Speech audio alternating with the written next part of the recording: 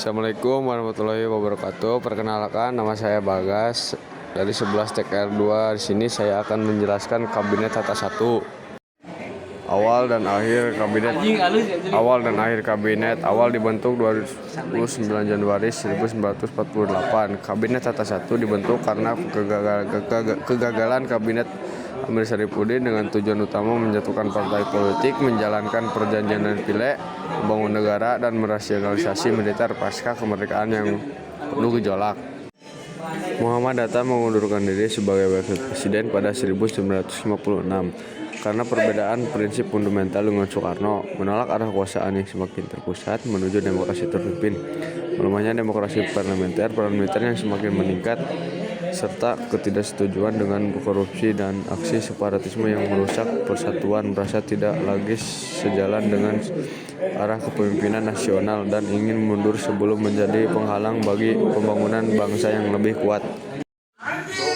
Pemimpin Kabinet Tata 1. Pemimpin Kabinet Tata 1 adalah Dr. Muhammad Hatta yang saat itu menjabat sebagai Wakil Presiden sekaligus Perdana Menteri, dibentuk pada 29 Januari 1948 di tengah perjuangan kemerdekaan Indonesia dengan program utama melanjutkan perundingan dan pileg dan mempercepat pembentukan negara Republik Indonesia Serikat.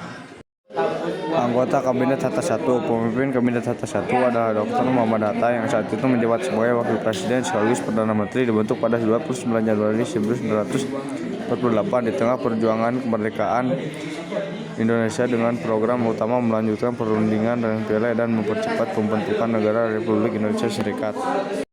Ciri-ciri Kabinet Tata 1. Ciri utama Kabinet Tata 1 1948 sampai 1949 adalah fokus pada program rasionalisasi dan rekonstruksi, menghadapi tekanan agresi Belanda, memperjuangkan pengakuan kedaulatan di forum internasional seperti Konferensi Meja Bundar atau KMB, serta membentuk negara Indonesia Serikat RIS berdasarkan persetujuan dan pileg.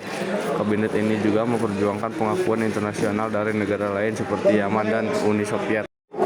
Peristiwa penting Kabinet Tata 1. Peristiwa penting Kabinet Tata 1 1948 sampai 1949 meliputi upaya perundingan lanjutan pasca perjanjian dan pileg, menghadapi ancaman disintegrasi seperti pemberontakan dan gerakan separatis, serta mencapai pengakuan internasional yang meningkat. Puncaknya adalah pengakuan kedaulatan Indonesia melalui Konferensi Meja Bundar yang membentuk Republik Indonesia Serikat. Kabinet ini juga fokus pada rasionalisasi dalam negeri dan pembangunan.